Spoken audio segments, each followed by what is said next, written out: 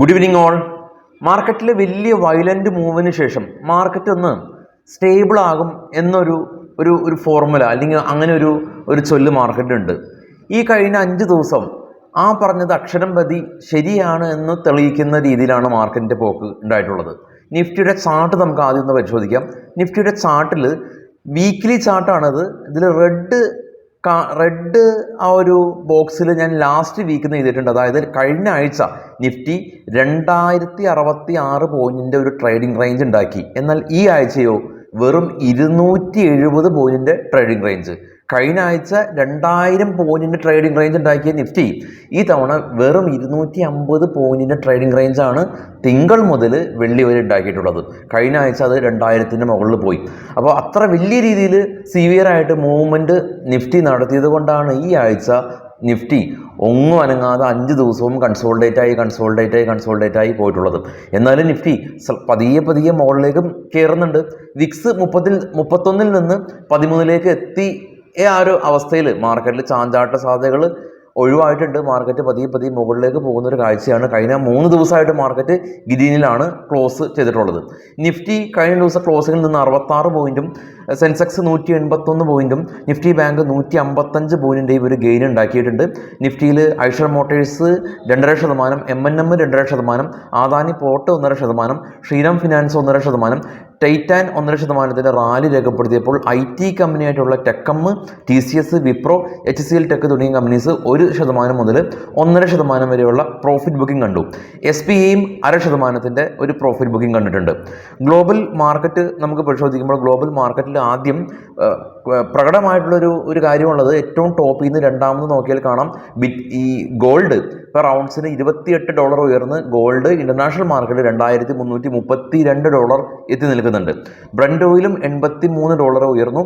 ഏറ്റവും ടോപ്പിൽ bitcoin 67,000 spot ഉള്ളത്.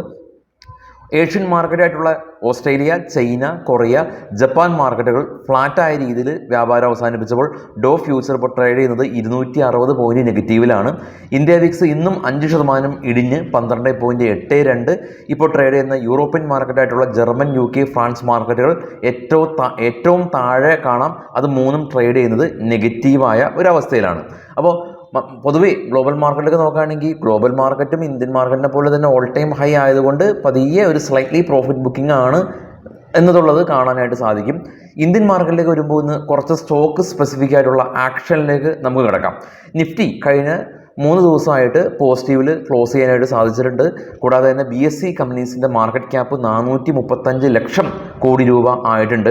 നിഫ്റ്റി ബാങ്കും കഴിഞ്ഞ 2 ദിവസമായിട്ട് ഈ ഒരു റാലിയിൽ പങ്കെടുക്കാതിരുന്ന നിഫ്റ്റി ബാങ്കും ഇന്ന് ചെറിയ രീതിയിൽ പങ്കെടുത്തു. 155 പോയിന്റിൻ്റെ ഒരു റാലി രേഖപ്പെടുത്തി.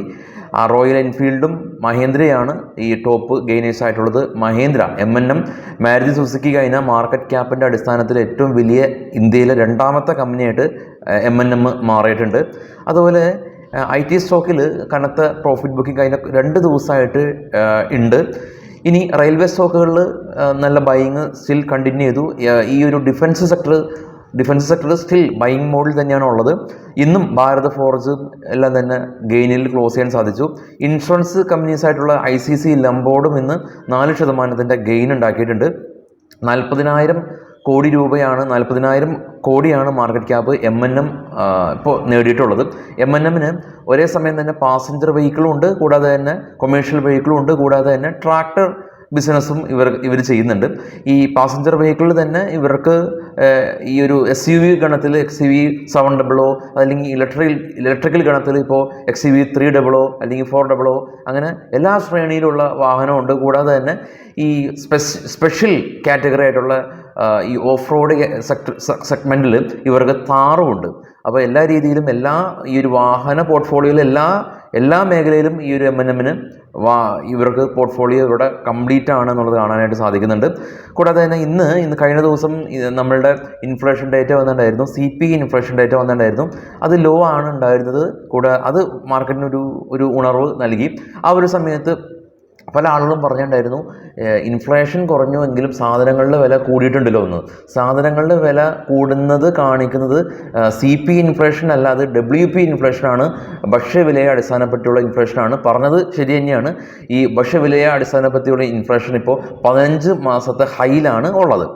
കൂടാതെ തന്നെ ഈ പുതിയ ഗവൺമെൻറ്റിൻ്റെ അല്ല, ഈ NDAയുടെ മൂന്നാം ഘട്ട ഈ ഒരു ഗവൺമെൻറ് 70,000 കോടി ആണ് ഈ ഒരു ഇലക്ട്രിക്കൽ മൊബിലിറ്റിക്ക് വേണ്ടിയിട്ട് മാത്രം മാറ്റി വെക്കുന്നത് എന്നുള്ളൊരു ന്യൂസ് ഉണ്ട്, ശ്രദ്ധിക്കുക. അതുപോലെ തന്നെ ബ്രൈറ്റ്കോം ഗ്രൂപ്പ് ഇന്ന് NSEയിൽ നിന്നും BSEയിൽ നിന്നും ഡീലിസ്റ്റ് ചെയ്യപ്പെട്ടിട്ടുണ്ട്. അപ്പോൾ എന്തുകൊണ്ടാണ് ഡീലിസ്റ്റ് ചെയ്യപ്പെട്ടിട്ടുള്ളത്? കഴിഞ്ഞ 2 തവണയായിട്ട് തുടർച്ചയായിട്ട് ഇവരുടെ ഫിനാൻഷ്യൽ Q2 Q4 റിസൾട്ടുകളൊന്നും തന്നെ പ്രസിദ്ധീകരിച്ചില്ല. സെബിയുടെ നിയമം അനുസരിച്ച് പ്രസിദ്ധീകരിക്കണം എന്നുള്ള ഒരു നിയമം അനുശാസിക്കുന്നുണ്ട്. അപ്പോൾ ഇത് ഇവർക്ക് മീറ്റ് ചെയ്യാനായിട്ട് പറ്റിയില്ല. അപ്പോൾ NSEയിൽ നിന്നും BSEയിൽ നിന്നും ഡീലിസ്റ്റ് ആയിപ്പോയി. അപ്പോൾ ഇൻവെസ്റ്റേഴ്സ് എന്ത് ചെയ്യുമെന്ന് ചോദിച്ചാൽ ഇനി 15 ദിവസത്തിന് ശേഷം വീണ്ടും അത് മാർക്കറ്റിൽ വരും. പക്ഷേ Z കാറ്റഗറിയിലാണ് വരുള്ളൂ, ഇൻട്രാഡേ ചെയ്യാൻ പറ്റില്ല. ഒരുപാട് റെസ്ട്രിക്ഷൻസ് ഉണ്ട്. 100% അപ്പ് ഫ്രണ്ട് മാർജിൻ വേണം. സ്വാഭാവികമായ രീതിയിൽ ഒരു നെഗറ്റീവ് സിനാരിയോയിലൂടെയാണ് കടന്നു പോകുന്നത്. അപ്പോൾ ഇപ്പോൾ ട്രേഡ് ചെയ്യുന്നത് ഏകദേശം ഒരു 9 രൂപക്കാണ് ഇപ്പോൾ ട്രേഡ് ചെയ്യുന്നത്.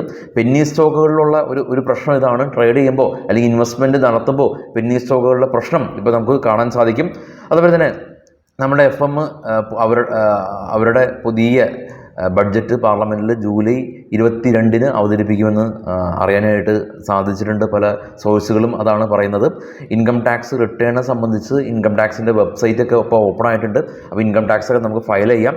നമ്മൾ ഇൻകം ടാക്സ് ഫയൽ ചെയ്യാനായിട്ട് നമുക്ക് സെപ്പറേറ്റ് വിങ് ഉണ്ട്. അപ്പോൾ അത് ഓപ്പൺ ആവുന്നതേ ഉള്ളൂ. അപ്പോൾ അത് അനുസരിച്ച് നമ്മൾ അനൗൺസ് ചെയ്യും. അപ്പോൾ നിങ്ങൾക്ക് നമ്മുടെ സഹായം തേടി ഇൻകം ടാക്സൊക്കെ ഫയൽ ചെയ്യാനായിട്ട് സാധിക്കും. റിയൽ എസ്റ്റേറ്റ് മേഖലയിൽ പുറവങ്കര ഇവർ ഫണ്ട് റൈസ് ചെയ്യുന്ന ഒരു തീരുമാനം ഉണ്ടായിരുന്നു. കഴിഞ്ഞ ദിവസം നമ്മൾ ഡിസ്കസ് ചെയ്തായിരുന്നു. ഇന്ന് ഗെയിൻ രേഖപ്പെടുത്തിയിട്ടുണ്ട്. അതുപോലെ തന്നെ EIH ഹോട്ടൽ ഇവരും ബോണസ് ഇഷ്യൂ ചെയ്യുന്നുണ്ട്. അപ്പോൾ അത് നമ്മൾ കഴിഞ്ഞ ദിവസങ്ങളിലൊക്കെ ഡിസ്കസ് ചെയ്താണ്. സ്റ്റോക്ക് ഇന്ന് റാലി രേഖപ്പെടുത്തിയിട്ടുണ്ട്. അപ്പോൾ 3 ദിവസം ഇനിയിപ്പോൾ അവധിയാണ് വരുന്നത്. തിങ്കളാഴ്ച ദിവസം മാർക്കറ്റ് അവധിയാണ്. 3 ദിവസം വലിയൊരു അവധി. മാർക്കറ്റിൽ നമുക്കൊരു സ്ഥിരമായിട്ട് ഇവിടെ നിന്ന് പോകാനായിട്ട് ഒരുപാട് കാര്യങ്ങൾ പഠിക്കേണ്ടതായിട്ടുണ്ട്, അറിയേണ്ടതായിട്ടുണ്ട്. അപ്പോൾ ആ ഒരു സമയം പഠിക്കാനായിട്ട് ഉപയോഗപ്പെടുത്തുക, പഠിക്കാൻ വേണ്ടിയിട്ട് കൂടിയും ഉപയോഗപ്പെടുത്തുക. അപ്പോൾ തീർച്ചയായിട്ടും future and option swing course നമ്മൾ പ്രൊവൈഡ് ചെയ്യുന്നുണ്ട്. ഓഫ്ലൈനായിട്ടും ഓൺലൈനായിട്ടും നിങ്ങൾക്കത് പങ്കെടുക്കാം. ഏറ്റവും കുറഞ്ഞ ഫീസിൽ പഠിക്കാം. താഴെ കാണുന്ന വാട്സപ്പ് നമ്പറിൽ നിങ്ങൾക്ക് ബന്ധപ്പെടാം. എല്ലാവർക്കും നല്ലൊരു വീക്കെൻഡ് ദിനം ആശംസിക്കുന്നു. ബക്രീദ് ആശംസിക്കുന്നു. Thank you.